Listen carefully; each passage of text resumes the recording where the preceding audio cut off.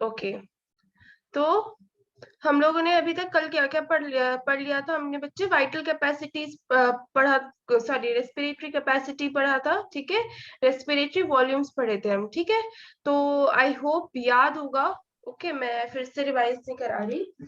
Respiratory volumes इन capacities पढ़ा था, tidal volume पढ़ा था, inspiratory reserve volume, expiratory reserve volume, residual volume, inspiratory capacity, expiratory capacity, functional residual capacity, vital capacity और total lung capacity, ठीक है। तो हम लोगों ने ये सारे पढ़ा था। ये का बार बार इसका रिवीजन होना थोड़ा जरूरी है, बार बार इसको रिवाइज करो। Okay, sorry.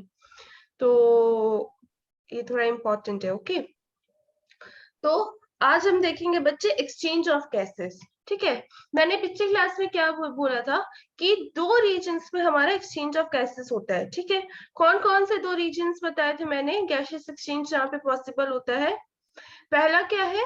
एल्वियोलाई और ब्लड के बीच में, ठीक है। Gas exchange occurs eight two sides. पहला क्या है? एल्वियोलाई और ब्लड के बीच में। और दूसरा क्या है बच्चे? ब्लड और टिश्यूज के बीच में, ठीक है। सो प्राइमरी साइट अगर बोलेंगे गैसेस एक्सचेंज का तो वो क्या होगा बच्चे आपका? Alveoli, okay. और हमारा O2 और CO2 क्या है बच्चे? They are exchange by simple diffusion, okay. ये पिछले पिछले क्लास में डिस्कस किया था हमने। प्राइमरी साइट अगर कोई बोलेगा what is the primary site of gases exchange, बहुत एमसीक्यू क्वेश्चन आएगा, ये बहुत बार आ चुका है ये MCQ question. So what is the primary site of gases exchange? That is alveoli. और ये प्रोसेस किस प्रोसेस के थ्रू हमारा O2 और CO2 का डिफ्यूजन होता है? किस प्रोसीजर के थ्रू होता है बच्चे? दैट इज सिंपल डिफ्यूजन, ठीक है। सिंपल डिफ्यूजन क्या है? हायर कंसेंट्रेशन ग्रेडियंट से लोअर कंसेंट्रेशन ग्रेडियंट में जाना, या higher partial pressure of gas से लोअर पार्शियल प्रेशर वाले रीजन पे जाना, उसको क्या बोलते हैं बच्चे? हम सिंपल डिफ्यूजन बोलते हैं। पार्शियल प्रेशर का कंसेप्ट अब अभी हम देखेंगे। और गैसेस एक्सचेंज कहाँ कहाँ होता है? दो साइड से बच्चे गैसेस एक्सचेंज होने का। पहला है एल्वियोलाई और ब्लड, दूसरा है ब्लड और टिश्यू, ओके। ब्लड और टिश्यूज मतलब कहाँ बच्चे? एल्वियोलाई और ब्लड तो मतलब समझ आ गया, ठीक है। ये आपका पल्मोनरी आर्टरी है, ये आपका पल्मोनरी वेन है, ठीक है। पल्मोनरी आर्टरी से आपका CO2 आपका CO2 आता है, ठीक है। CO2 क्या करेगा बच्चे? पल्मोनरी आर्टरी से हमारा ब्लड आएगा, ठीक है। पल्मोनरी आर्टरी से हमारा कौन सा, यहाँ पे एक बात ध्यान रखने वाली ये है कि पल्मोनरी आर्टरी से बच्चे, जनरली हम आर्टरी के लिए क्या बोलते हैं हम? कि वो हमारा ऑक्सीजनेटेड ब्लड लेके जाता है, ओके। आर्टरी हमारा ऑक्सीजनेटेड ब्लड लेके जाता है, और हमारा वेन्स क्या करते हैं बच्चे? हमारा डीऑक्सीजनेटेड ब्लड लेके जाते हैं, यही होता है, ठीक है। वेन्स हमारा डीऑक्सीजनेटेड ब्लड कैरी करते हैं, और आर्टरीज हमारे ऑक्सीजनेटेड ब्लड कैरी करते हैं, यही होता है, ठीक है। लेकिन यहाँ पे क्या है? जो हमारा पल्मोनरी आर्टीरियोल, पल्मोनरी आर्टीरियोल, ये हमारा कैपिलरी नेटवर्क है, ओके। एल्वियोलाई के जस्ट कॉन्टैक्ट में क्या होता है? कैपिलरी नेटवर्क होता है। कैपिलरी क्यों होता है बच्चे? क्योंकि वो थिन वॉल्ड होते हैं कैपिलरीज, तो वहां पे डिफ्यूजन जल्दी होता है, ठीक है। कैपिलरी भी थिन वॉल्ड होता है, उसका वो बहुत सरफेस एरिया भी उसका ज्यादा होता है। एल्वियोलाई का भी सरफेस एरिया ज्यादा होता है उसका, वो भी थिन वॉल्ड होता है, तो वहां पे क्या होता है बच्चे? डिफ्यूजन आसानी से हो सकता है, इसलिए कैपिलरीज होते हैं यहाँ पे। यहाँ पे एक बात ध्यान रखने वाली ये है कि ये जो पल्मोनरी आर्टेरियोल है, that will transport deoxygenated blood, ठीक है। ये डीऑक्सीजनेटेड ब्लड कहाँ से आ रहा है बच्चे? हमारे बॉडी से आ रहा है। डिफरेंट बॉडी पार्ट से डीऑक्सीजनेटेड ब्लड कलेक्ट होके हमारे पल्मोनरी आर्टेरियोल में आ रहा है। वो डीऑक्सीजनेटेड ब्लड से बच्चे क्या होता है? CO2 हमारा कहाँ जाता है? एल्वियोलाई के अंदर जाता है, और एल्वियोलाई के अंदर जो O2 है वो हमारा फिर बाहर आता है, और वो ब्लड कौन लेके जाता है बच्चे? पल्मोनरी वेन्यूल लेके जाता है। क्लियर है बात? यहाँ पे ऑक्सीजनेटेड ब्लड कौन लेके जा रहा है? वेन्यूल लेके जा रहा है। और यहाँ पे डीऑक्सीजनेटेड ब्लड कौन लेके आ रहा है? आर्टेरियोल लेके आ रहा है। बहुत बहुत बहुत इंपॉर्टेंट एमसीक्यू क्वेश्चन है, भूलना नहीं है ये, ठीक है। इसमें बहुत कंफ्यूजन होगा कि पल्मोनरी आर्टेरियोल आपका डीऑक्सीजनेटेड ब्लड लेके जा रहा है या ऑक्सीजनेटेड। पल्मोनरी आर्टेरियोल हमारा डीऑक्सीजनेटेड ब्लड लेके जा रहा है, और हमारा पल्मोनरी वेन्यूल ऑक्सीजनेटेड ब्लड लेके जाता है फिर बाकी ऑर्गन्स को सप्लाई करने के लिए। क्लियर है बात? Okay,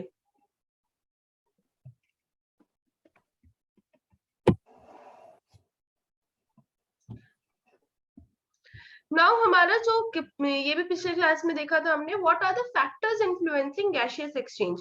gas exchange depends on the following factors. पहला क्या है बच्चे हमारा, प्रेशर और कंसेंट्रेशन ग्रेडियंट है, ठीक है। व्हाट इज प्रेशर और कंसेंट्रेशन ग्रेडियंट? जहां पे ज्यादा प्रेशर होगा वहां, मान लो आपका यहाँ पे एक रीजन में आपका हायर कंसेंट्रेशन ग्रेडियंट है, यहाँ पे यहाँ हायर प्रेशर है, तो गैस कहाँ से बच्चे जाएगा, हायर कंसेंट्रेशन ग्रेडियंट से लोअर कंसेंट्रेशन की तरफ जाएगा, ठीक है। सॉल्युबिलिटी ऑफ गैसेस, कितना सॉल्युबल है गैस। जैसे हमारा जो हमारा CO2 है, अभी हम देखेंगे आगे, CO2 is more soluble in comparison to O2। तो वो सॉल्युबिलिटी ऑफ गैसेस कैसे इफेक्ट करता है वो भी हम अभी देखेंगे। थिकनेस ऑफ मेम्ब्रेन्स, अभी बताया था मैंने, जो कैपिलरी के वॉल्स होते हैं दे आर वेरी थिन।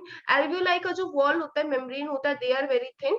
तो थिकनेस ऑफ मेम्ब्रेन के वजह, कम थिकनेस होने की वजह से मेम्ब्रेन की क्या होता है बच्चे, सिंपल डिफ्यूजन भी ज्यादा होता है। Okay. Surface area of respiratory membrane lungs, ये भी मैंने बताया, जितना ज्यादा सरफेस एरिया होगा बच्चे उतने आसानी से हमारा डिफ्यूजन होगा। क्लियर है बात? कौन से फैक्टर्स हैं, 4 फैक्टर्स हैं, प्रेशर या concentration gradient, solubility of gases, thickness of membranes, surface area of respiratory lungs. Clear है बात? ओके। अभी बच्चे थोड़ा ध्यान दे रहा है क्योंकि अभी थोड़ा कंफ्यूजिंग टॉपिक है थोड़ा। ओके। थोड़ा ध्यान से ध्यान दोगे तभी समझ आएगा। ओके। तो क्या है, पहला हम देखेंगे अभी प्रेशर और या कंसंट्रेशन ग्रेडियंट हमारा, ठीक है। तो अगर हमने एक जार लिया है, ठीक है, हमारे पास एक कंटेनर है, ओके, जार नहीं कंटेनर है, ठीक है। उस कंटेनर में हमने मिक्सचर ऑफ गैसेस रखा है, ठीक है, ये आपका लिड है, ओके। उस जार में हमने मिक्सचर ऑफ गैसेस लिया है, हमने उसमें नाइट्रोजन भी लिया है, ठीक है, हमने उसमें ऑक्सीजन भी लिया है, हमने उसमें कार्बन डाइऑक्साइड भी लिया है, ठीक है, उसमें 2-3 अलग अलग गैसेस हैं, ओके। वो मिक्सचर ऑफ गैसेस हो गया, ठीक है। उस अब उस कंटेनर के वॉल्स पे बच्चे हर गैस मॉलिक्यूल कोई ना कोई प्रेशर एक्सर्ट करेगा, करेगा कि नहीं? केमिस्ट्री में पढ़ा होगा ये, ओके। इसको थोड़ा यहाँ अलग स्लाइड में लेते हैं, एक मिनट। केमिस्ट्री में पढ़ा होगा क्लास 9th में भी, अभी 11th में भी पढ़ा होगा, चार्ल्स लॉ, बॉयल्स लॉ, ये सब है अभी। याद है कि नहीं है? नहीं है? अरे, ओके। मान लो ये हमारा कंटेनर है, ठीक है, ये हमने ये क्लोज कंटेनर है, ओके, ये क्लोज कंटेनर है, ठीक है।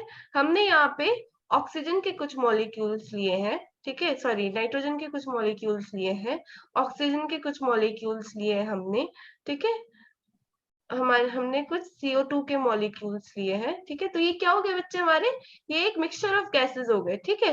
यहाँ पे अलग अलग नाइट्रोजन के गैसेस है, सॉरी एक्सक्यूज मी, एक सेकंड बच्चे।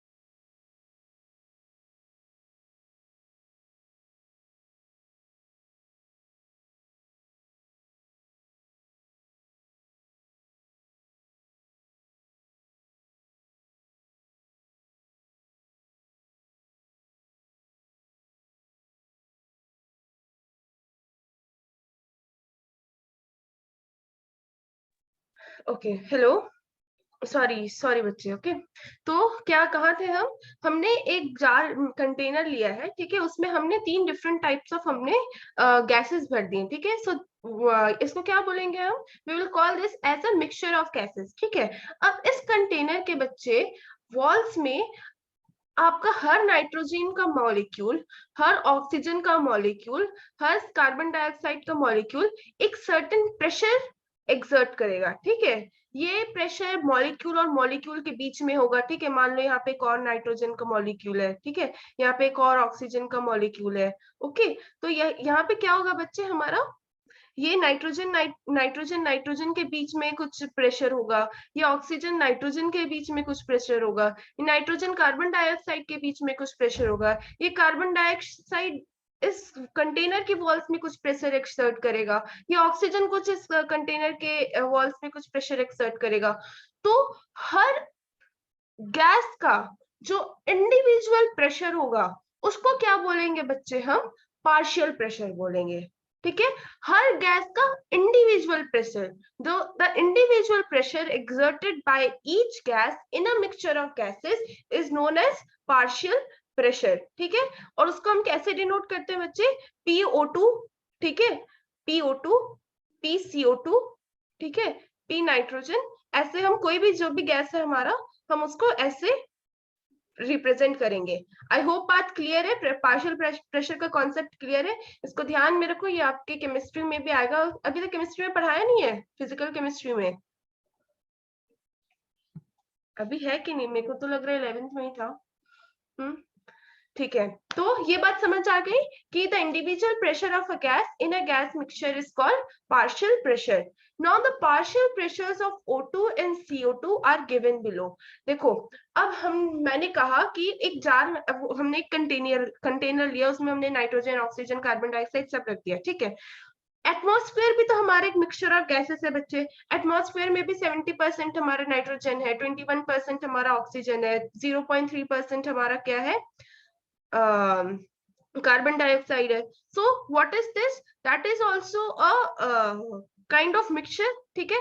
तो अब हमको देखना है कि ये जो मिक्सचर ऑफ जो पार्शियल प्रेशर जिसका कैसा है, उसके हिसाब से कहाँ पे ऑक्सीजन जा रहा है, कहाँ पे कार्बन डाइऑक्साइड जा रहा है, ठीक है। मैंने बताया था पिछले भी इसमें कि जहां जिसका ज्यादा पार्शियल प्रेशर होगा बच्चे, partial pressure higher partial pressure से लोअर पार्शियल प्रेशर में गैस मूव करेगा, ठीक है। तो अभी हम देखते हैं यहाँ, आओ, ठीक है। तो partial pressure of oxygen is in alveoli is more 104 milligram, या पहले यहाँ पे देख लो। ओके, यहाँ देखो एटमॉस्फेरिक प्रेशर देखो, ठीक है। हमारा पार्शियल प्रेशर ऑक्सीजन का कितना है? 159 मिलीमीटर ऑफ मर्क्यूरी है। पार्शियल प्रेशर CO2 का देखो 0.3 मिलीमीटर ऑफ मर्क्यूरी है, ठीक है। तो हमारा एटमॉस्फेरिक एयर जो हम लोग लेंगे, हमारा दोनों जाएगा अभी अंदर, ठीक है। एटमॉस्फेरिक एयर वो तो मिक्सचर ऑफ गैसेस है बच्चे, वो तो हम एटमॉस्फेरिक एयर लेंगे, दोनों अभी लंग्स के अंदर जाएगा। अब लंग्स के अंदर क्या होगा बच्चे? एल्वियोलाई में partial pressure of oxygen alveoli में कितना है बच्चे? 104 मिलीग्राम पर मर्क्यूरी मीटर है, ठीक है, 104 है। ये ब्लड कैपिलरीज का जो पार्शियल प्रेशर है उससे ज्यादा है, ठीक है। ऑक्सीजन का पार्शियल प्रेशर एल्वियोलाई में 104 मिलीमीटर मर्क्यूरी है, ठीक है। ये ब्लड कैपिलरीज के पार्शियल प्रेशर से ज्यादा है, ठीक है। समझ आ रहा है बात मैं क्या बोल रही हूँ? Partial pressure of oxygen in alveoli is more than the partial pressure of oxygen in blood capillaries. तो ऑक्सीजन कहां से कहां जाएगा बच्चे?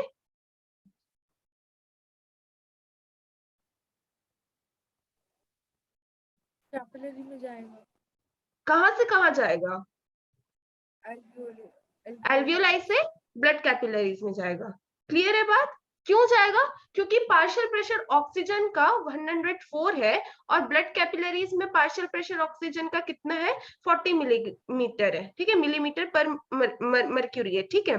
तो partial pressure in alveoli is more, so oxygen क्या होगा बच्चे? डिफ्यूज होगा कैपिलरी ब्लड में। ये पॉइंट क्लियर है? ओके, अब यहां देखो, हमारा यहाँ कहाँ जा रहा है बच्चे, ऑक्सीजन यहाँ आ रहा है, ठीक है। ऑक्सीजन यहाँ क्यों आ रहा है, क्योंकि इसका कितना है 40 है यहाँ पे, ठीक है। और इसका यहाँ पे कितना है बच्चे, ऑक्सीजन का ही, ठीक है। अभी मैं कार्बन डाइऑक्साइड की बात नहीं कर रही हूँ, तो अभी उसको ध्यान में मत रखो, ठीक है, क्योंकि यहाँ पे भी PCO2 40 है, तो यहाँ पे कंफ्यूजन हो जाता है, ठीक है। तो अभी मैं सिर्फ ऑक्सीजन की बात कर रही हूँ। यहाँ पे कैपिलरीज में 40 है इसका, ठीक है। और यहाँ पे PO2 बच्चे कितना है, 104 है, ठीक है। तो 104 ज्यादा है यहाँ से 40 के कंपैरिजन में, तो ऑक्सीजन क्या होगा बच्चे, यहाँ पे अंदर जाएगा, कैपिलरी के अंदर जाएगा। बात क्लियर है ये, ओके। अब आते हैं PCO2। PCO2 in deoxygenated blood, एक सेकेंड, हाँ, PCO2 in deoxygenated blood is more 45 than that in the alveolus. जो हमारा डीऑक्सीजनेटेड ब्लड, जो ये पल्मोनरी आर्टरी कैरी करता है, ये डीऑक्सीजनेटेड ब्लड कैरी कर रहा है हमारा, ठीक है, ब्लू है, डीऑक्सीजनेटेड ब्लड कैरी कर रहा है, ओके। इसमें कितना है बच्चे, इसका PCO2 अब की बात हो रही है, ठीक है। अब हमारा PCO2 की बात हो रही है। यहाँ पे क्या है बच्चे, हमारा 45 है, ओके। और यहाँ पे देखो कितना है, 40 है। तो अब कहाँ से कहाँ जाएगा बच्चे ब्लड, अब हमारा CO2 कहाँ से कहाँ जाएगा, वो जाएगा ब्लड से एल्वियोलाई में। एल्वियोलाई में। क्लियर है कैसे चल रहा है काम हमारा, क्लियर है कि नहीं, नहीं है बच्चे तो मैं फिर समझाऊंगी, ठीक है। तो हमारा क्या हो रहा है, एल्वियोलाई से हमारा जो ऑक्सीजन है वो ब्लड कैपिलरीज की तरफ आ रहा है, डीऑक्सीजनेटेड से जो हमारा CO2 है वो ब्लड कैपिलरीज से एल्वियोलाई की तरफ जा रहा है। आई होप क्लियर है अभी बात, ओके।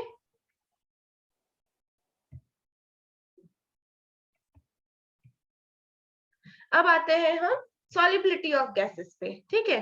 तो solubility of CO2 is 20 to 25 times higher than that of O2. So the amount of CO2 that can diffuse through diffusion membrane per unit difference in partial pressure is much higher than that of O2. ये बताया था अभी मैंने पहले कि हमारा जो solubility है बच्चे, that is one more important factor that influences gaseous exchange, okay. So solubility of CO2 is 20 to 25 times higher than that of oxygen. बहुत बहुत important MCQ point है बच्चे ये, इसको भूलना नहीं है, ओके। इसका मैं इस चैप्टर का भी मैं PDF आपको भेज दूंगी, एक बार उस PDF से भी आप थोड़ा सा पढ़ना, ओके। तो solubility बच्चे ज्यादा होने की वजह से क्या होता है, the amount of CO2 that can diffuse through diffusion membrane per unit difference in partial pressure is much higher than that of O2. एक गिवन टाइम पे अगर 10 मिनट्स में जितना हमारा O2 डिफ्यूज हो रहा है उस डिफ्यूजन मेम्ब्रेन के थ्रू, उससे कहीं ज्यादा हमारा CO2 का डिफ्यूजन होगा। बेसिकली इसका मतलब ये है, अगर सॉल्युबिलिटी ज्यादा है तो एक गिवन टाइम पे एक गिवन डिफ्यूजन मेम्ब्रेन के थ्रू हमारा जो हमारा CO2 है वो ज्यादा डिफ्यूजन शो करेगा इन कंपैरिजन टू O2। क्लियर है बात, क्लियर है कि नहीं, हाँ हाँ हाँ ना बोलो।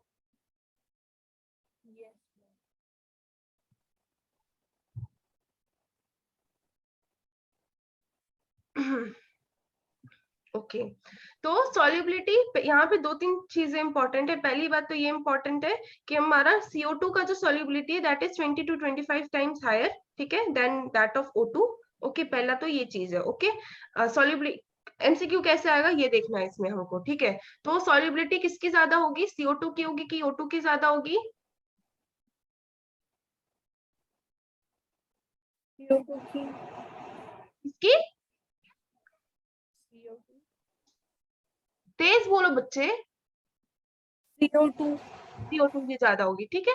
How many times, 20 to 25 times higher, ठीक है। अब सॉल्युबिलिटी ज्यादा है तो डिफ्यूजन किसका ज्यादा होगा, CO2 का होगा या O2 का ज्यादा होगा,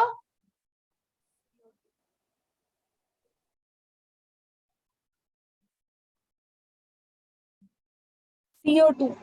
CO2 का ज्यादा होगा, ठीक है, ओके। ये दो चीज अपन को याद रखनी है, okay. Now thickness of membrane, ठीक है। Diffusion membrane is made up of 3 layers, ठीक है। पहला क्या है बच्चे, स्क्वैमस, बहुत इंपॉर्टेंट एमसीक्यू क्वेश्चन है ये, अगर गलती हुआ तो फिर मार पड़ेगा, ठीक है। स्क्वैमस एपिथेलियम ऑफ एल्वियोलाई, ठीक है। एल्वियोलाई का बच्चे हमारा मेम्ब्रेन किससे बना है, which what type of cells make up the membrane of alveoli, ये क्या है बच्चे, हमारा स्क्वैमस एपिथेलियम सेल्स है, एल्वियोलर कैपिलरीज, एंडोथेलियम सेल्स, और एक बेसमेंट सब्सटेंस होता है उन दोनों के बीच में, ठीक है। यहाँ पे देखो ये हमारा एल्वियोलाई है, ठीक है, ये हमारा एल्वियोलाई है, ओके। ये हमारा एल्वियोलर कैपिलरी है जहाँ पे एयर हमारा भरा होगा, ठीक है। यहाँ पे हमारा एयर यहाँ पे अंदर आता है, यहाँ से हमारा बाहर जाता है। So this is the alveolar wall. ये जो हमारा एक सिंगल लेयर जो हमारा सेल है, ये भी बहुत इंपॉर्टेंट एमसीक्यू क्वेश्चन है। एल्वियोलाई का जो हमारा मेम्ब्रेन है that is a single cell layer, ठीक है। ये हमारा सिंगल सेल लेयर है, ओके। उसके बाद हमारा ये आ गया ब्लड कैपिलरी आ गया। अब ब्लड कैपिलरी में बच्चे हमारा एक तो ये एल्वियोलाई का लेयर हो गया, ठीक है। अब कहाँ कहाँ हमारा गैसेस एक्सचेंज हो रहा है, एक तो ये हमारा एल्वियोलाई का लेयर हो गया, that is made up of squamous epithelium cells, clear है। एक लेयर ये हो गया जो एल्वियोलाई का है, ठीक है। अब आते हैं हमारे कैपिलरीज में। कैपिलरीज का जो बच्चे इनर लाइनिंग होती है that is made up of endothelium. बहुत इंपॉर्टेंट एमसीक्यू क्वेश्चन है ये, थ्रू आउट बहुत इंपॉर्टेंट है, ओके। सो स्क्वेमस एपिथेलियम हमारा किसका है, एल्वियोलाई का है। ये एंडोथेलियम हमारा ब्लड कैपिलरी की लाइनिंग हो गई। इन दोनों के बीच में बच्चे एक बेसमेंट सब्सटेंस होता है, ठीक है। तो कितने लेयर्स हो गए बच्चे, डिफ्यूजन कितने मेम्ब्रेन्स के बीच में हो रहा है, पहले तो एयर को, जो हमारा एयर है ये हमारा एल्वियोलर कैपिलरी में, ठीक है। तो ये एल्वियोलर कैपिलरी से पहले इसको हमारा ये बेसमेंट, ये जो हमारा स्क्वेमस एपिथेलियम का लेयर है उससे क्रॉस करना पड़ेगा, फिर वो बेसमेंट लेयर क्रॉस करेगा, फिर बेसमेंट लेयर क्रॉस करके फिर कहाँ क्रॉस करेगा बच्चे, एंडोथेलियम लेयर को क्रॉस करेगा। क्लियर है बात, क्लियर है कि नहीं। कितने मेम्ब्रेन से बच्चे, 3 है, squamous epithelium of alveoli, endothelium of alveolar capillaries, और एक हमारा बेसमेंट सब्सटेंस है जो वो एंडोथेलियम और स्क्वेमस एपिथेलियम के बीच में होता है, क्लियर है। और जो एक टोटल थिकनेस होता है बच्चे, ये जो तीनों का जो टोटल थिकनेस है दैट इज 0.5 माइक्रोमीटर्स। बहुत इंपॉर्टेंट एमसीक्यू क्वेश्चन है, 0.5 माइक्रोमीटर कितना कम है। सो ये कम थिकनेस की वजह से बच्चे गैसियस एक्सचेंज बहुत इजी हो जाता है, क्लियर है बात। क्या क्या देख लिया हम लोगों ने, कॉन्सेंट्रेशन ग्रेडियंट या प्रेशर हमने देख लिया, दूसरा क्या देखा, सॉल्युबिलिटी ऑफ गैसेस देखा, तीसरा अभी हमने क्या देखा, थिकनेस ऑफ मेम्ब्रेन देखा। नेक्स्ट क्लास में मैं पूछूंगी ये सब, ठीक है, भूलना नहीं है। Okay, now the surface area of respiratory membrane और लंग्स, ठीक है। ऑफ रेस्पिरेटरी मेम्ब्रेन हमारा क्या है, रेस्पिरेटरी मेम्ब्रेन अगर बोल रहे हैं तो किसका रेस्पिरेटरी मेम्ब्रेन बोलेंगे, लंग्स का ही बोलेंगे, है ना। तो the presence of alveoli increases the surface area of lungs, it increases the gaseous exchange. ये बता चुकी हूँ मैं क्लास के शुरू से। एल्वियोलाई का प्रेजेंस बच्चे क्यों सिग्निफिकेंट है, 2-3 कारणों की वजह से सिग्निफिकेंट है एल्वियोलाई का प्रेजेंस। पहला तो वो सरफेस एरिया बढ़ाता है, द मेन रीजन, ठीक है, सरफेस एरिया ऑफ लंग्स उससे बढ़ता है, ठीक है। दूसरा, सरफेस एरिया ज्यादा है तो गैसियस एक्सचेंज भी ज्यादा होगा, ओके। दूसरा ये है कि एल्वियोलाई का जो मेम्ब्रेन है that is very thin, it is just one single cell thickness होता है, ठीक है, एक ही सेल होता है, स्क्वेमस एपिथेलियम सेल से लाइंड होता है वो, तो दैट इज वेरी थिन। तो उसका मेम्ब्रेन ही थिन होने की वजह से उसमें भी गैसियस एक्सचेंज ज्यादा होता है। So the presence of alveoli increases the surface area of lungs, it increases the gaseous exchange, okay. एक एक ये एनालॉजी है यहाँ पे, the surface area of lung, human lung is equivalent to tennis court, ठीक है। टेनिस, अगर हम लंग्स के एक एक एल्वियोलाई को निकालें, एक एक एल्वियोलाई को अगर हम स्प्रेड करें, एंड टू एंड रखें, तो एक लंग का मतलब जो हमारा सरफेस एरिया एक लंग का, हमारे ह्यूमन लंग का is equivalent to a tennis court, ठीक है, इतना ज्यादा सरफेस एरिया होता है, ओके। तो एक ये सिंपल एनालॉजी है यहाँ पे समझाने के लिए कि सरफेस एरिया कितना ज्यादा होता है हमारे लंग्स का। I hope gaseous exchange clear है, बहुत क्वेश्चंस आते हैं यहाँ से, ओके। तो इसमें कोई डाउट नहीं होना चाहिए, okay.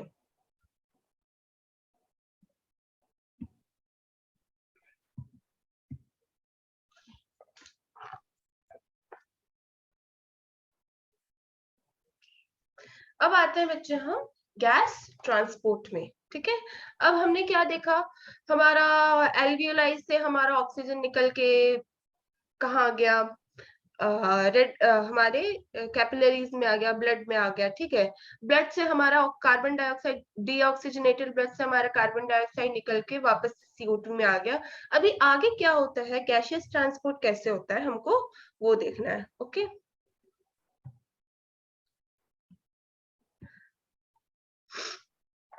so it is the transport of respiratory gases O2 and CO2 from alveoli to the systemic tissues and vice versa। ठीक है, systemic tissues मतलब हमारे बाकी जो टिश्यूज हैं रेस्पिरेटरी ऑर्गन्स को छोड़ के, बाकी जो हमारे टिश्यूज है या रेस्पिरेटरी ऑर्गन्स को भी इंक्लूड करके, बिकॉज लंग्स को भी ऑक्सीजन चाहिए, ठीक है। ऐसा नहीं है कि लंग्स को ऑक्सीजन नहीं चाहिए, लंग्स को भी ऑक्सीजन चाहिए, हार्ट को भी ऑक्सीजन चाहिए, बाकी जो हमारे टिश्यूज है उनको भी ऑक्सीजन चाहिए। तो वहां तक ऑक्सीजन कैसे जाता है, फिर वहां से सिस्टमिक टिश्यूज से हमारे एल्वियोलाई में कार्बन डाइऑक्साइड कैसे आता है, अभी इसका ट्रांसपोर्ट हम समझेंगे, ठीक है। सो ऑक्सीजन का ट्रांसपोर्ट बच्चे लंग्स टू टिश्यूज होता है, ठीक है, ये बात तो अभी तक समझ आ गई होगी। लंग्स टू टिश्यूज होता है और कार्बन डाइऑक्साइड का ट्रांसपोर्ट टिश्यूज से लंग्स की तरफ होता है, ठीक है। इतना बात तो अभी तक आ जाना चाहिए समझ में, ठीक है। हमारा ऑक्सीजन कैसे बच्चे ट्रांसपोर्ट होता है, एट एज ऑक्सी हीमोग्लोबिन, ठीक है, एज ऑक्सी हीमोग्लोबिन। बहुत इंपॉर्टेंट MCQ क्वेश्चन है, अभी समझाती हूँ। देखो, हमारा जो ब्लड है बच्चे, हमारा जो ऑक्सीजनेटेड ब्लड है या हमारा जो ब्लड है, ठीक है, ब्लड में क्या होता है बच्चे, what is blood made up of, what is blood made up of, RBC सिर्फ आरबीसी, नहीं मैम, रेड ब्लड सेल्स होते हैं ब्लड में, वाइट भी होते हैं, व्हाइट ब्लड सेल्स भी होते हैं, और वो ना बेटर होगा मैं अगर इधर समझाऊं तो। देखो, ये बहुत बेसिक बेसिक क्वेश्चन है बच्चे, ये नहीं पता होना अच्छी बात नहीं है, ठीक है, ये सारी चीजें पता होनी चाहिए। कौन सी क्लास में हो, 11th में हो ना। हाँ, देखो, हमारा ब्लड है, ठीक है, ब्लड के बच्चे दो कंपोनेंट्स होते हैं, ठीक है। पहला होता है हमारा सेल्यूलर कंपोनेंट या कॉर्पस्क्यूलर कंपोनेंट, ठीक है, सेल्यूलर या कॉर्पस्क्यूलर कंपोनेंट, जिसमें आते हैं हमारे क्या, RBCs, red blood cells, okay. फिर आते हैं हमारे WBC, व्हाइट ब्लड सेल्स। हर कंपोनेंट का अपना फंक्शन, ठीक है। फिर उसके बाद क्या आते हैं बच्चे हमारे, प्लेटलेट्स, ओके। नेक्स्ट चैप्टर में हम यही पढ़ेंगे, ओके। तो हमारे क्या आते हैं फिर, प्लेटलेट्स, ओके। स्पेलिंग देख लो, मैं अभी यहाँ पे ठीक से लिख नहीं पा रही, okay. So one component is cellular component और कॉर्पस्क्यूलर कंपोनेंट, उसके अंदर red blood cells, white blood cells और प्लेटलेट्स है हमारे।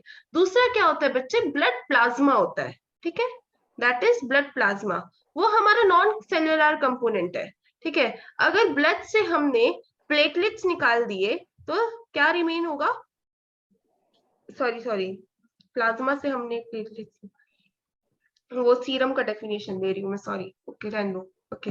सो ब्लड हमारा क्या है बच्चे, सेलुलर कंपोनेंट से बना है और प्लाज्मा से बना है, ठीक है। सेलुलर कंपोनेंट्स में हमारे आरबीसी, WBC और प्लेटलेट्स है, और दूसरा कंपोनेंट क्या है हमारा, प्लाज्मा है। ये बात क्लियर है, ओके। तो अब यहाँ आते हैं, okay.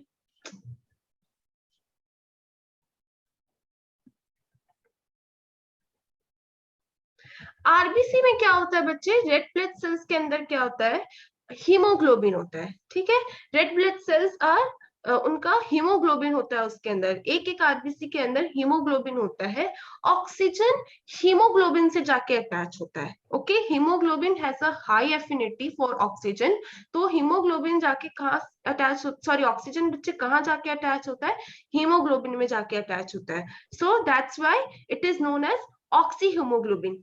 The oxygen is transported as oxyhemoglobin. Oxygen कहाँ जाके अटैच होता है, आरबीसी के हीमोग्लोबिन में जाके अटैच होता है। क्लियर है बात? गलती नहीं होनी चाहिए बच्चे, इतने बार समझा रही हूं मैं। सो ऑक्सीजन कहाँ जाके अटैच होगा? हमारा हीमोग्लोबिन में अटैच होता है। तो वो कैसे हमारा ये होता है? ऑक्सी हीमोग्लोबिन के थ्रू होता है। ठीक है, सेम CO2 हमारा कार्बामिनो हीमोग्लोबिन के फॉर्म में ट्रांसपोर्ट होता है। वही हीमोग्लोबिन से हमारा CO2 भी अटैच होता है। हीमोग्लोबिन एक्चुअली दोनों से अटैच हो सकता है। ठीक है, एक कार्बन डाइऑक्साइड से अटैच होता है, कार्बन मोनोऑक्साइड से अटैच होता है, एक ऑक्सीजन से अटैच होता है। ठीक है, ये भी एक इंपॉर्टेंट क्वेश्चन है। इन तीनों गैसेस में से सबसे ज्यादा हाई एफिनिटी किसका होता है ऑक्सी मतलब हीमोग्लोबिन का? That is carbon monoxide. ठीक है, ये आगे अगर होगा तो मैं बताऊंगी। ओके, नहीं तो अगर MCQ में कहीं आएगा तब डिस्कस करेंगे। ओके, इसीलिए क्या होता है, कार्बन मोनोऑक्साइड पॉइजनिंग सुना होगा शायद। हाँ, ये हमारे उसमें है, गोल्डन की पॉइंट्स में दिया है यहाँ पे।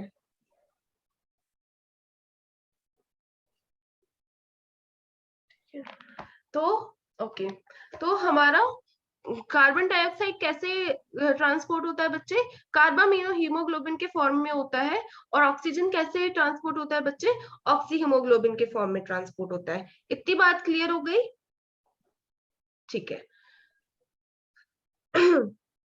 और ये हमारा मेन है। ठीक है, this is the main form. लेकिन हमारा जो कार्बन डाइऑक्साइड है बच्चे, that can be transported as carbonic acid या बाइकार्बोनेट्स के भी फॉर्म में हमारा ट्रांसपोर्ट हो सकता है। तो कार्बन डाइऑक्साइड हमारा 3 फॉर्म में ट्रांसपोर्ट होता है। One is carbonic acid, one is carbamino haemoglobin, दूसरा क्या है? बाइकार्बोनेट्स। ये 3 फॉर्म्स। और हमारे ऑक्सीजन कैसे होते हैं बच्चे? ऑक्सी हीमोग्लोबिन के फॉर्म में होता है। क्लियर है बात? ओके,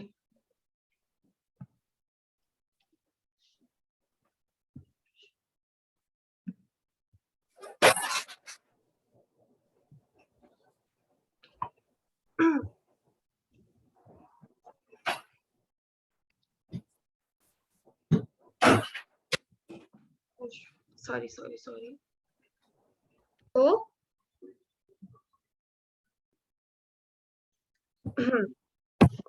तो कहा थे हम? अच्छा, मैं एक चीज बताना भूल गई। वो ये है कि चलो ऑक्सी हीमोग्लोबिन तो ठीक है बच्चे, ब्लड का ट्रांसपोर्ट ऑक्सी हीमोग्लोबिन के थ्रू हो रहा है। ठीक है, लेकिन कुछ परसेंटेज ऑफ ब्लड बच्चे हमारा कहाँ जाता है? प्लाज्मा के थ्रू भी होता है। ठीक है, ब्लड प्लाज्मा के थ्रू। अभी मैंने समझाया था ना कि सेलुलर कंपोनेंट भी होता है। आप कहाँ? आप दिख नहीं रहे मुझे। एक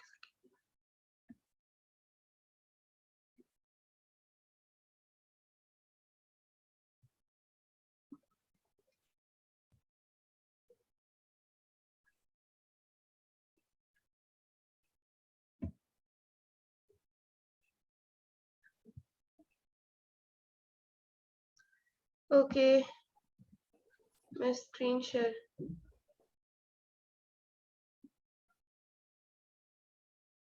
ओके, तो मैंने अभी बताया था ना कि सेल्यूलर या कॉर्पस्कुलर कंपोनेंट होता है ब्लड का, और एक प्लाज्मा कंपोनेंट होता है। ठीक है, तो सेल्यूलर कंपोनेंट में बच्चे आरबीसी के थ्रू होता है ऑक्सी हीमोग्लोबिन के फॉर्म में। ओके, इधर देखो सामने।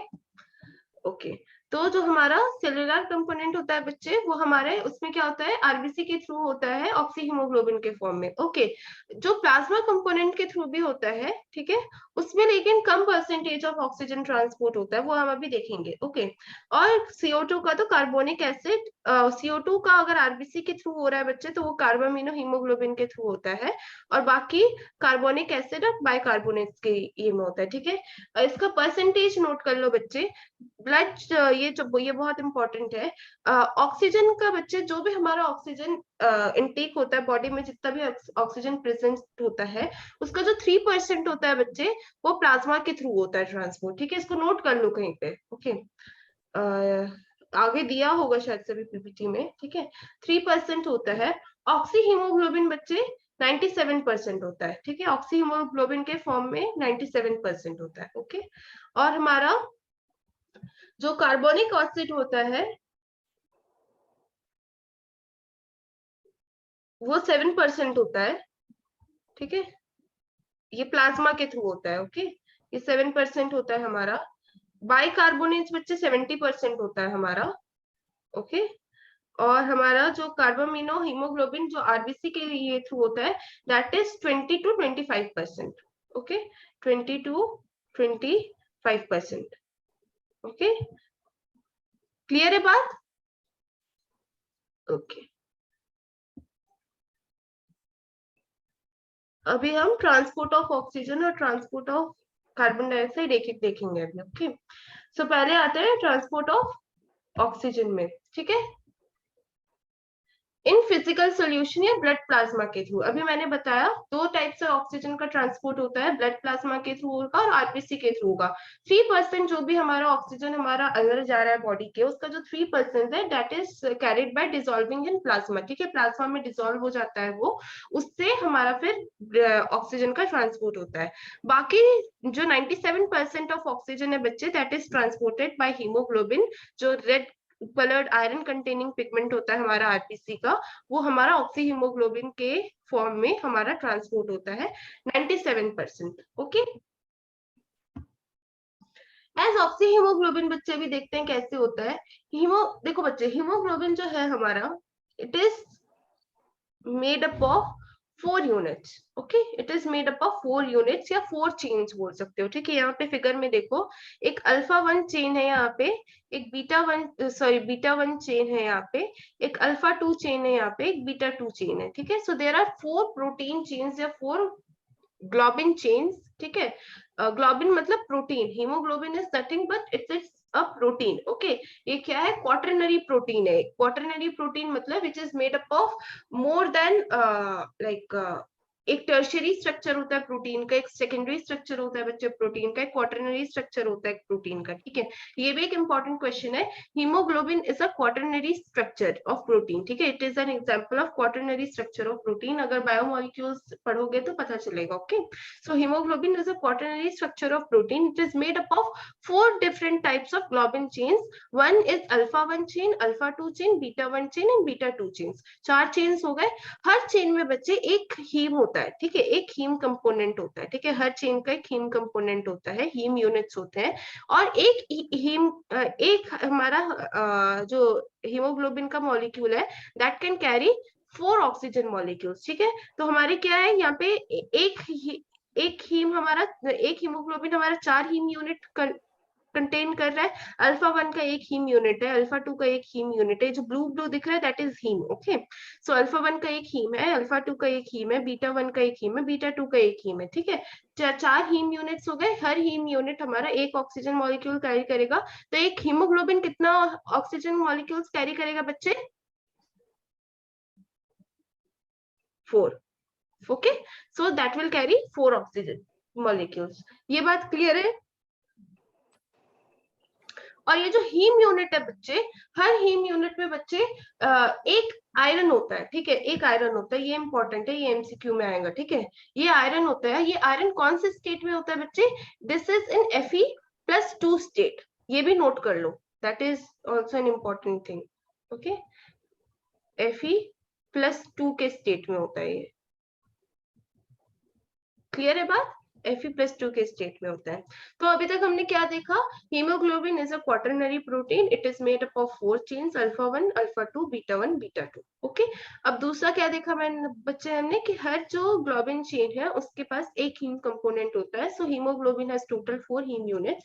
एक हीम यूनिट हमारा एक ऑक्सीजन कैरी करता है। तो एक हीमोग्लोबिन मॉलिक्यूल हमारा कितना ऑक्सीजन मॉलिक्यूल्स कैरी करेगा? 4 ऑक्सीजन मॉलिक्यूल कैरी करेगा। One heme unit has 1 iron in Fe+2 state, okay. So ये ऑक्सीजन जो है बच्चे, that will bind to hemoglobin in a reversible manner. ये भी बहुत इंपॉर्टेंट है, ठीक है। रिवर्सिबल होता है ये जो ऑक्सीजन का बाइंडिंग होता है, ऑक्सी हीमोग्लोबिन का जो फॉर्मेशन होता है, that is a reversible process. This is known as oxygenation. Clear है बात? क्लियर है बात बच्चे? Okay.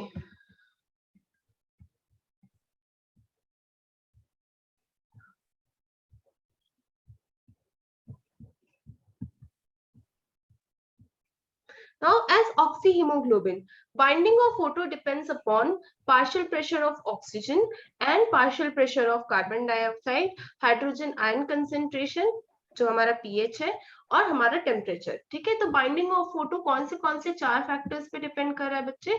Partial pressure of oxygen, partial pressure of carbon dioxide, हमारा पीएच या हाइड्रोजन आयन कंसेंट्रेशन, या हमारा टेम्परेचर। ओके, अब आते हैं हम इन alveoli there is high partial pressure, high PO2, low PCO2, lesser H plus ion concentration and lower temperature. These factors favor the formation of oxyhemoglobin. ठीक है, मैंने बताया था जब हम गैसियस एक्सचेंज पढ़ रहे थे उसमें मैंने मेंशन किया था ये बात कि हमारा एल्वियोलाई में partial pressure of oxygen is more in comparison to capillary blood. ठीक है, तो ऑक्सीजन कहां से आएगा बच्चे? एल्वियोलाई के थ्रू हमारा ऑक्सीजन कहां से आएगा? ब्लड में आएगा, पहला चीज। ठीक है, बताया था कि नहीं कि फिर से जाना रिपीट करना, याद है कि नहीं? अभी समझाया था मैंने, वो पार्शियल प्रेशर दो टेबल में बताया था ना मैंने। इसका कितना होता है बच्चे? PO2 हमारा एल्वियोलाई में कितना होता है? 104 मिलीमीटर पर मर्क्यूरी मिलीमीटर होता है। ठीक है, और हमारा PO2 हमारा कैपिलरी ब्लड में कितना होता है? 40 होता है। ठीक है, तो 104 ज्यादा है या 40 ज्यादा? 104 ज्यादा है, तो क्या होगा? ब्लड वेसल सॉरी ऑक्सीजन कहाँ से कहाँ आएगा? हमारा ऑक्सीजन हमारा एल्वियोलाई से कहाँ आएगा? कैपिलरी ब्लड में आएगा। ये बात क्लियर हो गई। अब क्या होता है, एल्वियोलाई का पीएच कंसेंट्रेशन भी कम होता है और टेम्परेचर भी कम होता है। ठीक है, ये बात भी ध्यान रखने वाली है। और उसका PCO2 भी मैंने बोला था कि डीऑक्सीजनेटेड ब्लड के कंपैरिजन में कम होता है। डीऑक्सीजनेटेड ब्लड का कितना होता है बच्चे? 45 होता है। इसका कितना होता है? एल्वियोलाई में PCO2 कितना होता है? 40 होता है। ठीक है, तो ये सारे जो फैक्टर्स हैं वो क्या करते हैं? हेल्प करते हैं फॉर्मेशन ऑफ ऑक्सीहीमोग्लोबिन के। क्या क्या फैक्टर्स हैं बच्चे? High PO2, low PCO2, lesser H plus ion concentration या लेसर pH या लोअर टेम्परेचर। चार कंपोनेंट्स हैं that favours the formation of oxyhemoglobin. बहुत MCQ क्वेश्चंस आएंगे बच्चे इससे, नहीं भूलना है इसको। ठीक है, बात क्लियर है कि नहीं? ये बताओ मुझे पहले, बात क्लियर है? ओके,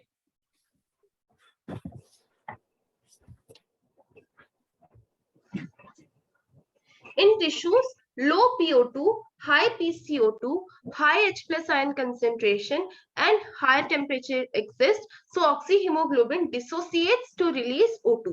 ठीक है, अब ब्लड में हमारे आरबीसी के अंदर जो हीमोग्लोबिन है उससे तो बाइंड हो गया ऑक्सीजन। ठीक है, लेकिन मैंने क्या बोला है? वो रिवर्सिबल है। ठीक है, रिवर्सिबल ऐसे है कि जैसे ही टेम्परेचर जो कंडीशंस है वो अनफेवरेबल हो जाएंगे, जो हमारे डिसोसिएशन के फेवर में हो जाएंगे, हमारा ऑक्सीजन रिलीज हो जाएगा और कहाँ चला जाएगा बच्चे? वहां पे टिश्यूज में चला जाएगा। ठीक है, तो हमारे बॉडी टिश्यूज में क्या है बच्चे? ऑक्सीजन का पार्शियल प्रेशर कम है, CO2 का पार्शियल प्रेशर ज्यादा है, पीएच ज्यादा है, टेम्परेचर ज्यादा है। ठीक है, तो ये क्या है बच्चे? अनफेवरेबल कंडीशन है। जो हमने पहले देखा उसी का जस्ट ऑपोजिट है। तो ऑक्सीजन ऑक्सीहीमोग्लोबिन क्या हो जाएगा? डिसोसिएट हो जाएगा, हीमोग्लोबिन फ्री हो जाएगा, ऑक्सीजन जो है वो हमारे टिश्यूज में चला जाएगा। मेरे हिसाब से ये बात क्लियर है। क्लियर है कि नहीं बच्चे? इजीली, मतलब इजी लग रहा है ना थोड़ा सा? हाँ, इस बार इसको फिर से पढ़ना, कल की क्लास में भी हम फिर से इसको रिवाइज करेंगे। ठीक है, नहीं समझ आएगा तो फिर से देखेंगे। ओके, लेकिन अभी ध्यान से सुनो। ओके, सो हमारा टिश्यूज में क्या हो रहा है? पार्शियल प्रेशर ऑक्सीजन का कम है, CO2 का पार्शियल प्रेशर ज्यादा है, पीएच ज्यादा है, टेम्परेचर ज्यादा है। तो ये सारे अनफेवरेबल कंडीशन है ऑक्सीहीमोग्लोबिन के फॉर्मेशन के। तो ऑक्सीहीमोग्लोबिन क्या है बच्चे? हमारा डिसोसिएट हो जाएगा, that will release the O2, haemoglobin free हो जाएगा, वो वापस से और ऑक्सीजन अक्यूमुलेट करने के लिए और ऑक्सीजन देने के लिए वो वापस से फ्री हो जाएगा। क्लियर है मेरी बात? कोई डाउट? कोई डाउट हो तो बताओ। Okay, every 100 ml of oxygenated blood can deliver around 5 ml of O2 to the tissues under normal physiological conditions. बहुत इंपॉर्टेंट MCQ क्वेश्चन है। हर 100 ml जो हमारा ऑक्सीजनेटेड ब्लड का हमारा बॉडी में है, अंदर जा रहा है, हमारा ऑक्सीजनेटेड ब्लड जो फॉर्म हो रहा है, वो 100 में से 5 ml जो ऑक्सीजन है वो किसमें जाता है बच्चे? टिश्यूज में जाता है, अगर नॉर्मल फिजियोलॉजिकल कंडीशंस है तो। क्लियर है बात? अब आते हैं बच्चे हम ऑक्सीजन हीमोग्लोबिन डिसोसिएशन कर्व में। ठीक है, बहुत ज्यादा हो रहा है, मैं समझ रही हूँ। हाँ, एक दिन के लिए थोड़ा ज्यादा इंफॉर्मेशन हो रहा है बच्चे, लेकिन और ज्यादा टॉपिक्स है नहीं। और 3 टॉपिक्स है हमारे, ये ऑक्सीजन हीमोग्लोबिन डिसोसिएशन कर्व है, और एक हमारा रेगुलेशन ऑफ रेस्पिरेशन है, और एक हमारा डिसऑर्डर्स ऑफ रेस्पिरेशन है। ठीक है, और ज्यादा हमारे है नहीं। तो ऑक्सीजन हीमोग्लोबिन डिसोसिएशन कर्व क्या है बच्चे हमारा? It is a sigmoid curve obtained when percentage saturation of hemoglobin with oxygen is plotted against the partial pressure of oxygen. ठीक है, O2 concentration और हमारा saturation of hemoglobin। देखो बच्चे, हीमोग्लोबिन को आप ऐसे देख लो कि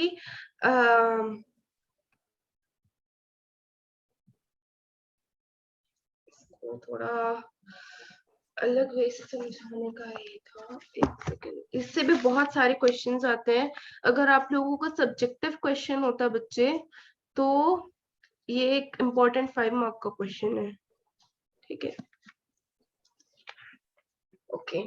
यहाँ ऑक्सीजन डिसोसिएशन कर्व में देखो बच्चे, एक्स एक्सिस में क्या है हमारा? पार्शियल प्रेशर ऑफ ऑक्सीजन है। ओके, एक्स एक्सिस में हमारा पार्शियल प्रेशर ऑफ ऑक्सीजन है, और यहाँ पे वाई एक्सिस में क्या है? Percentage saturation of haemoglobin with oxygen. ठीक है, कितना ऑक्सीजन हमारा हीमोग्लोबिन में अटैच हो रहा है, that is the percentage saturation of haemoglobin with oxygen. ठीक है, तो पहला इंपॉर्टेंट चीज क्या है बच्चे? It is a sigmoid curve.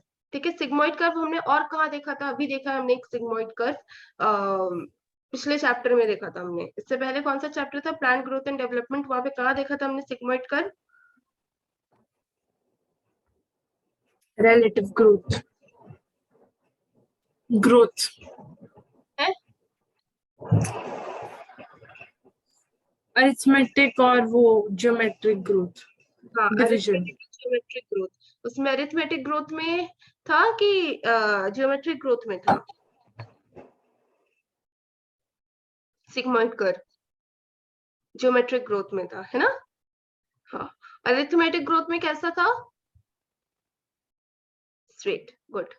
ठीक है, कभी भी ऐसे आपको कुछ सेम हमारे सिनेरियोज मिलते हैं, सेम हमारा कुछ ऐसा ग्राफ वगैरह मिलता है ना, तो कोरिलेट करने की कोशिश क्या करो। ठीक है, ऐसे में याद रह जाएगा। ओके, सो यहाँ पे ऑक्सीजन हीमोग्लोबिन डिसोसिएशन कर्व क्या है बच्चे हमारा? It is the sigmoid curve. ठीक है, हमारा oxygen, partial pressure of oxygen हमारे एक्स एक्सिस में है, percentage saturation of haemoglobin with oxygen हमारा वाई एक्सिस में। ठीक है, it is used to study the effect of factors like PCO2, hydrogen ion concentration, etc. on binding of oxygen with hemoglobin. Haemoglobin का oxygen, मतलब oxygen का haemoglobin के साथ bind होने में ये कौन से फैक्टर्स कैसे इफेक्ट कर रहे हैं? जैसे हमारा PCO2 हो गया, PO2 हो गया, H+ हो गया, कैसे इफेक्ट कर रहे हैं, ये स्टडी करने के लिए हम लोगों ने ऑक्सीजन हीमोग्लोबिन डिसोसिएशन कर्व बनाया था। ठीक है, आगे आते हैं।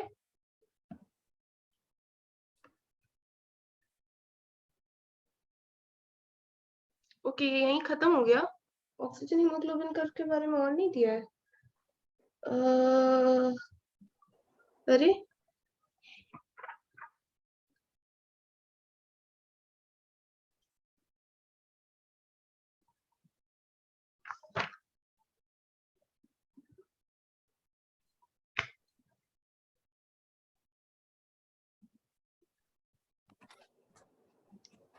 ये देखो ma'am,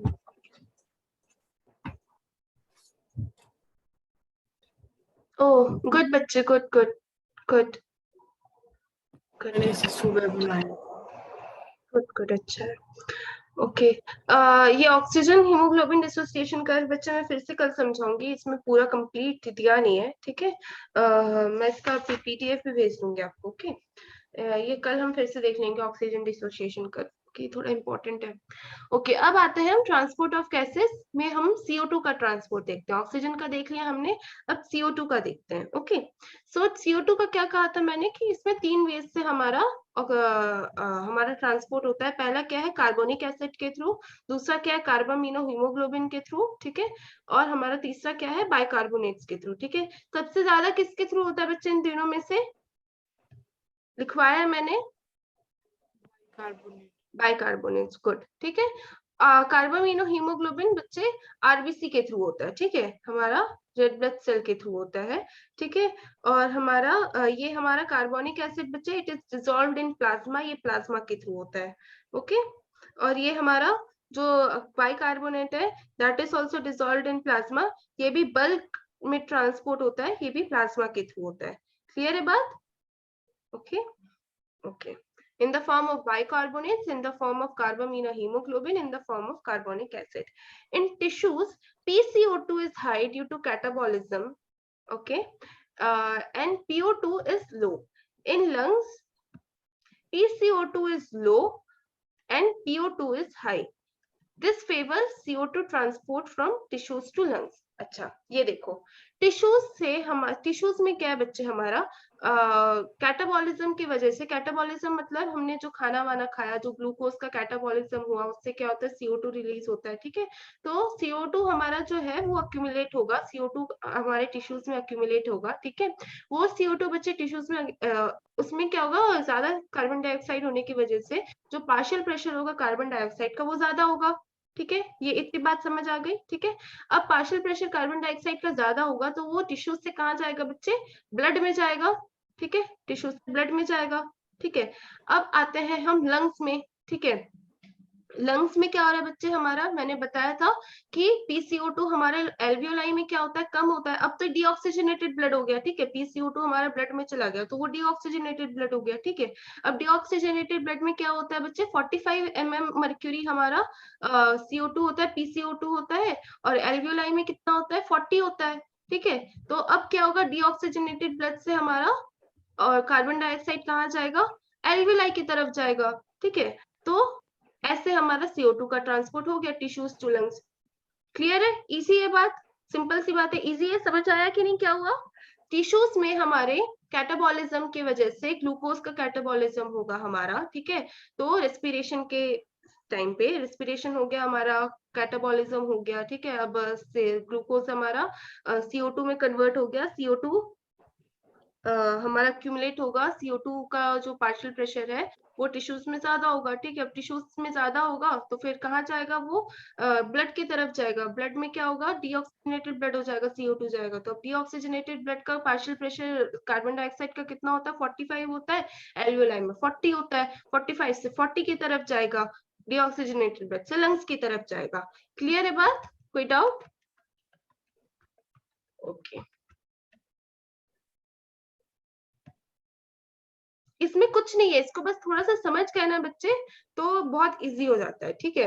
as carbonic acid in tissue 7% of CO2 is dissolved in plasma water to form carbonic acid and carried to lungs, ठीक है, ये तो बताया मैंने, ठीक है, 7% होता है, ठीक है। CO2 जाता है, ठीक है, प्लाज्मा में वाटर से मिलता है CO2 प्लस H2, ये हमारा क्या बन जाता है, H2CO3 कार्बोनिक एसिड बन जाता है, ठीक है। 7% it is dissolved in plasma. ये जैसे हमारा ऑक्सीजन बाइंड होता है बच्चे, वैसे ही हमारा 4 CO2 मॉलिक्यूल बाइंड होता है, ठीक है, ऐसा हीमोग्लोबिन में, ठीक है, 4 हमारा CO2 मॉलिक्यूल्स बाइंड होते हैं, ठीक है। तो ये हमारा कार्बोमिनो हीमोग्लोबिन है, ठीक है, दिस इज कार्बोमिनो हीमोग्लोबिन, ये अभी हम देखेंगे, ठीक है। सो 93%, 7% तो हमारा प्लाज्मा में आ गया, ठीक है। 93% diffuses into RBC, 23% combines with hemoglobin, 70% is converted into bicarbonate ions. Clear बात है, अभी समझाया मैंने। 23% जो है बच्चे वो हीमोग्लोबिन में क्या हो जाता है, कार्बामिनो हीमोग्लोबिन बनाता है, और 70% बच्चे it is converted into bicarbonate ions. Clear है बात? और जो बाकी 7% है it is dissolved in plasma.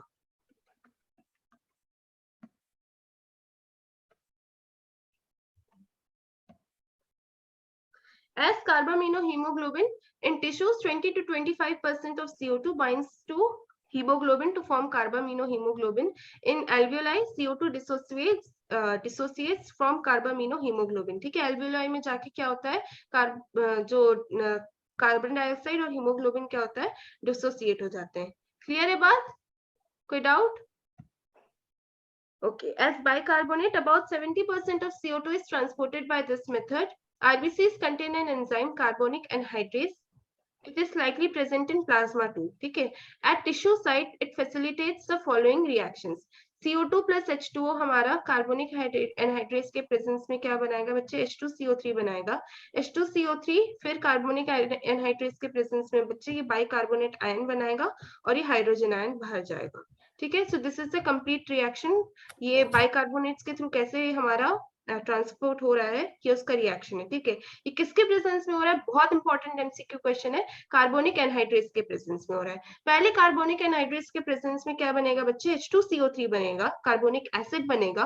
फिर कार्बोनिक एनहाइड्रेस के प्रेजेंस में ये बाइकार्बोनेट आयन और हाइड्रोजन आयन बनेगा और इस फॉर्म में फिर हमारा CO2 का ट्रांसपोर्ट होता है। In alveoli, the above reaction proceeds in opposite direction, leading to the formation of CO2 and H2. Every 100 ml of deoxygenated blood delivers about 4 ml of CO2 to the alveoli. ठीक है, वहां पे कितना है, 5 ml of oxygen होता है, tissues के तरफ जाता है। यहाँ पे 100 ml में 4 ml हमारा CO2 एल्वियोलाई की तरफ जाता है डीऑक्सीजनेटेड ब्लड से। ठीक है, एक बात तो ये, और दूसरा क्या है, ये हमारा जो रिएक्शन हो रहा है ये ब्लड में हो रहा है, that this is happening in blood. Okay, alveoli में ये उल्टा होता है। एल्वियोलाई में हमारा ये HCO3 जाके क्या होता है, कार्बोनेट आयन जाता है HCO3 के फॉर्म में, फिर उल्टा रिएक्शन चलता है, ये रिवर्सिबल है हमारा। ठीक है, कार्बोनिक एनहाइड्रेस का जो ये रिएक्शन है दैट इज रिवर्सिबल। तो HCO3 हमारा फिर H2CO3 बनाता है, H2CO3 फिर हमारा CO2 बनाता है।